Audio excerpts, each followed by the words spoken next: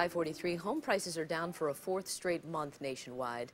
The Sun-Times reports Chicago was among the cities with the steepest declines, with a 2% price drop in December. Last year, Chicago area housing prices dropped 6.5% overall. Since September of 2006, Chicago home prices have fallen 35%. Analysts say the recent declines reflect a seasonal slowdown. The foreclosure crisis has hit Illinois especially hard. Last year, 1 in every 350 homeowners in the state received a foreclosure filing, a rate almost twice as high as the national rate. But there are still ways to save your home. We're joined this morning by lawyer Tige Johnson. Thanks for being here. Good morning. Thank you. Why is this rate in Illinois so much higher than everywhere else? What are we doing wrong? I don't think we're doing anything wrong right now. The economy is obviously shifting, and home prices are dropping here, and the banks really are not lending in order to get the rates up, to get the sale of new homes up, and to get people out of foreclosure relative to their loan modifications. So why is it worse here in Illinois, though? Are the banks just not lending more here in Illinois? We've got the highest concentration of home prices that have fallen. We've got, if you compare us to other markets, the economy has just hit us really, really bad. All right, so this might be a problem that some people like to try and ignore, hoping it'll go away. But you say your first tip: go to court and fight it. Show up. Absolutely. The homeowners need to be empowered. You don't need an attorney. You can go on your own. Really? Absolutely. I absolutely recommend. The main thing here is people need to empower. They need to overcome the first hurdle, which is the hit to their pride.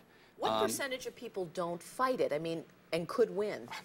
There's not a statistic out there, but in my experience, I'm finding 95%. If I were to sit in court and watch 100 foreclosure cases be called on the call, maybe 5 people will show up with an attorney or without. So what kind of settlement can I expect if I show up at court? If you're a homeowner and you're fighting it, you're going to improve your chances, I would say, 100-fold from just letting the process go through.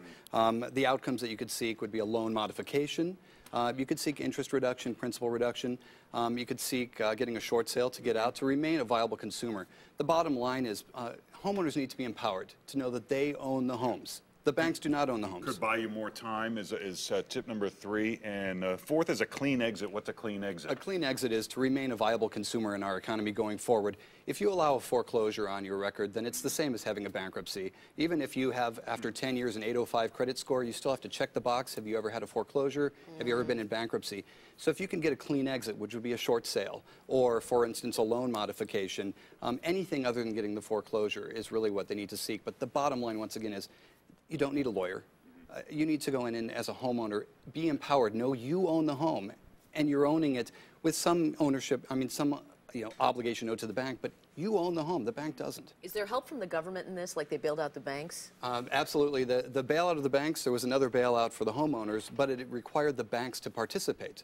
The banks needed to lend the funds. Yeah. There was HAFA, there was HAMP. The state of Illinois is going to be getting more money currently from more federal legislation that went through. But we require the banks to lend this money to the homeowners. So the banks need to participate. The homeowners standing up and saying, this is our home. But the banks may have the perspective is, this is how we got in this real estate bubble in the first place, is because people were getting loans that they really didn't deserve. They didn't make enough money to have. Well, with all due respect, you stated the banks are saying the people didn't deserve it, but the banks were the ones that lent. It was the bank's decision, and the banks made money when they lent. And I'm not anti-bank here at all. I'm pro-consumer, and you can be pro-consumer and not anti-bank. I really feel the banks, they need to really open up and realize this is not a business decision. This is somebody's home. This is somebody's biggest investment they've ever made and they will ever make. And if they destroy that segment of the economy, they're destroying the economy. So homeowners need to step up, advance their rights, and the banks need to really start to participate in the process. Real quickly, if people have a home and they want to wait it out so they can make a little more money if they're trying to sell, how long do you think they're going to be waiting? Waiting it out. Under Case Schiller, they said, at the end of last year, the home prices were going to drop 15, 20, 25%, and we're seeing that still, the decline.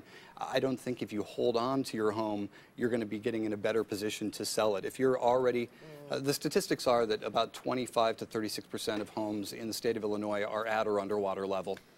Oh, so good news. Waiting isn't going to help. Good to meet you. It was a pleasure. Thank you for having me. Thanks for coming.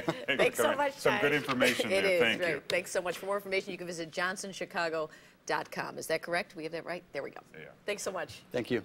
5:48 now.